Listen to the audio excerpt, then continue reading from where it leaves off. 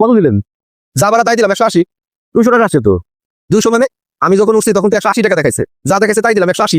আরে ভাই তখন দেখাচ্ছে ঠিক আছে, কিন্তু কতক্ষণ জ্যামে বসেছিলাম না, ওয়েটিং চার্জ আছে না, তার মধ্যে কত রাস্তা ঘুরে আসলাম। ঘুরে আইতে কইছে কেনা? আমি কি আপনার ঘুরে আসতে কইছি? নাকি রাস্তায় আমি জ্যাম লাগাইছি যে আপনার আমি 200 টাকা দেবো? যা আসছে তাই দিছি 180। কিরে ভাই, এখন পলিটিক্স আছেন? ও গান পার হইলে মাঝি কোন শালা, তাই না? আমি নিজের ইচ্ছা ঘুরে আসছি, আপনি তো বাইকের পিছনে বসে কাঁদতেছিলেন, আরে দেরি হইলে আমার টাইম মিস হয়ে যাবো, আর আমি কি বেশি টাকা চাইতেছি? এক যেটা আসছে সেটাই তো চাইতেছি। যা আসছে তাই দিছি 180 180। এই ঢাকা শহরে কি বাইকে আসছি? হ্যাঁ বাইশে চলে ঢাকা শহরে কি আমরা বাইশে আসি? একদম একদম তোমার তুই কি নতুন বলে পাইছিস? সামনে এখন কান করে ফাটাই ফেলাও। যে জায়গাতে পারিস সে জায়গায় তুই সবার কি নতুন পাও? তুমি তো মানুষের সাইজ করতে আমার 1 মিনিট সময় লাগে না। আমার এলাকায় যা সন্দেশ আমার ক্ষমতা রাখি, তুই তো আমার চিনিস না, এটা এই ধরনের বছর। এই তুই করছিস কেন? এদিকে ধর, সাহস থাকে তোমার মুখের দিকে তাকাই কথা কর। হাবড়ায় তার মুখে সব করে হাতে ধরাই দেবো, ফাজিল করলে এটা। এই যে ভাই চলেন। কি হইলো, ভ্যান দামারে দাঁড়ায় আছেন কেন? যাবেন না? কোথায় যাবেন? ধানমন্ডি। যাবো না। শিহাব? না না, শিহাব হইব কেমনে?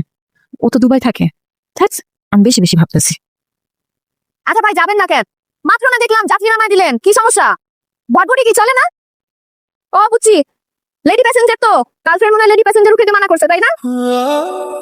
কোনো সমস্যা নাই, আল্লাহ তার সমস্যা যেমন দিচ্ছে সমাধানও দিচ্ছে।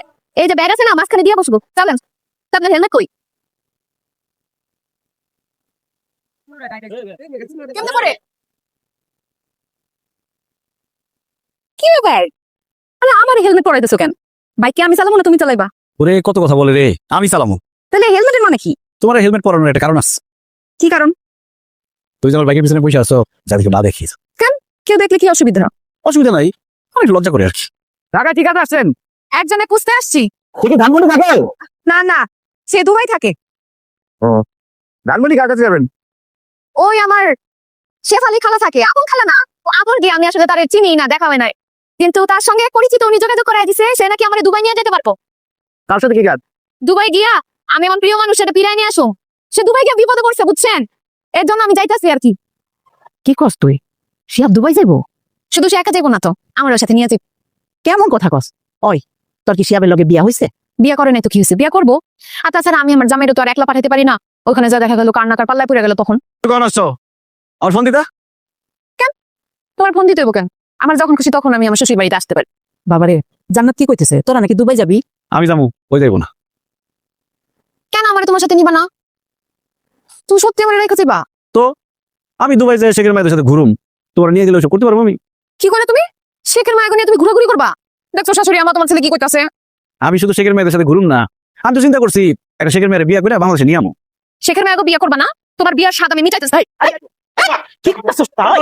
আরে আরে থাম না, আরে থাম না, দেখা পাবি তাই জানা, থাম না। এই যে ঘুমাইতেছেন না জায়গা আছেন? আপনার ভটভটি জেনে চালাইতেছেন, ধানমন্ডি যাইতে যাইতে তো রাত হয়ে যাইবো, আর একটু জোরে চালান। হ্যালো খালা, আমি যে আসলে কই আছি আমি না ঠিক বলতে পারতেছি না, ঢাকা শহর তো কিছু চিনি না ঠিকঠাক মতো। আপনি টেনশন করেন না, আমি চলে আসবো। টেনশন করুন না মানে? তুমি একটা জোয়ান মেয়ে, একা একা ঢাকায় আসলা, এখন পর্যন্ত বাসায় আসতে পারলা না, টেনশন করুন না। আর এদিকে তো ধানমন্ডিতে বৃষ্টি হইতেছে। মা খালা, এইখানেও তো বৃষ্টি হইতেছে, বৃষ্টি আসে আর যায়। নে, এত ডরায়েন না। আমি ওই যে বাইক নিছি তো, বাইকটা নষ্ট হয়ে গেছে, এর জন্য একটু লেট হইতাছে। এই তোমার কাছে যে টাকা পয়সা আছে, ওই মোটরসাইকেল বুঝতে পারবে তো? আরে ওই কথা কি বুঝতে পারবো? ওটা তো আমার কাছেই আছে, তাই সমস্যা নাই। যার বাইকে করে আসতেছি সে মানুষ ভালো। শোনো মাইয়া, চেহারা দিকে আগে তোমাকে ভালো মন্দ বোঝা যায় না, তুমি বরঞ্চ অন্য একটা কিছুতে করে আইসা পড়ো। খালা কি যে কোনো অন্য কিছু নিয়ে আসতে বলো, আমি এই বাইকে করে আসুম। রাখি। মাইয়া তো তোমার হয় একটু বেশি বোঝে। এখন বললে তো আপনার কাছে একটু অন্যরকম মনে হইতে পারে, আবার আমার পাগলও ভাবতে পারেন, কিন্তু আপনার বাইকে উঠার পরেই দেখলাম আপনার যে গায়ের গন্ধ না, সেটা একদম আমার প্রিয় মানুষের গায়ের গন্ধের মতন। এই গন্ধের মানুষ কখনো খারাপ হইতে পারে না। কি বলেন? গায়ের গন্ধে ভালো মানুষ খারাপ মানুষ চেনা যায়? যায় যায়।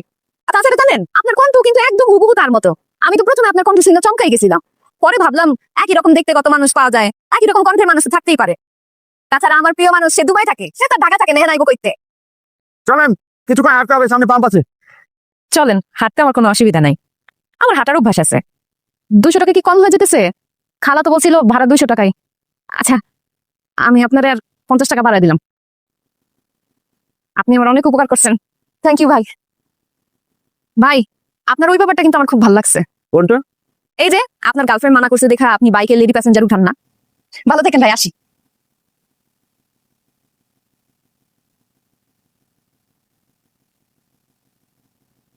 আল্লাহ গো, আমি কি ক্ষতি করছিলাম? আমার এত বড় ক্ষতি হইলো কে? আল্লাহ, আমি এখন কি করব? কি বিক্রয় কি দেন কি হয়েছে ভাই? এত কিছু কয় না মনে পকেট মারিছে। আল্লাহ গো, আল্লাহ। ভাই কি হয়েছে? ভাই আমার উপর আল্লাহর গজব পড়ছে, আমার সর্বনাশ হয়ে গেছে ভাই। আরে কি কোন সর্বনাশ হইলে কি এত কান্নাকাটি করলে কোনো লাভ হইব? আর পুরুষ মানুষের সর্বনাশ বলে কিছু নাই, সারা জীবনই সর্বনাশ। পুরুষ মানুষের যতক্ষণ জানা আছে ততক্ষণ লইরা দিতে হবে। কি হয়েছে আমার একটু খুলে বলেন তো। ভাই আমি আমার জমি জমা সব কিছু বেচে 5 লাখ টাকা দিয়েছি দালালরে দুবাই যাবো বইলা। এরপর ঢাকা শহরে নিয়ে আসছে, একটা হোটেলে রাখছে, পাসপোর্ট নিয়ে গিয়ে আমার একটা ভিসা দিছে। তারপর তার মাধ্যমে আমি টিকিট করছি। এখন আজকে আমার ফ্লাইট হওয়ার কথা ছিল, এয়ারপোর্টে গেছি, যাওয়ার পরে শুনলাম আমার ভিসা বলে জাল ভিসা, আমি দুবাই যাইতে পারবো না ভাই। এখন আপনি বলেন আমার মার সামনে আমি কেমনে যাবো, কেমনে তার মুখ দেখাবো?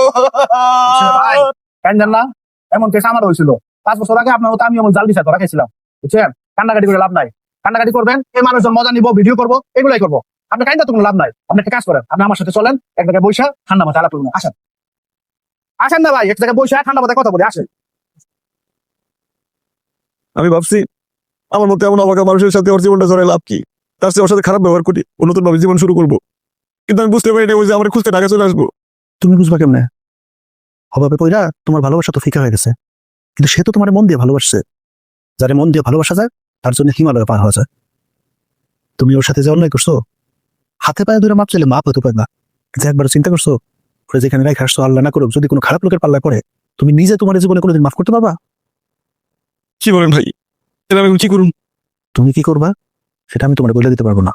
তুমি তোমার মন রেজে গাও, মন যেটা বলে সেটা করো। আমি শুধু তোমার একটা কথা কই ভাই, মানুষের জীবনটা ছোট, কিন্তু ছোট হইলেও অমূল্য।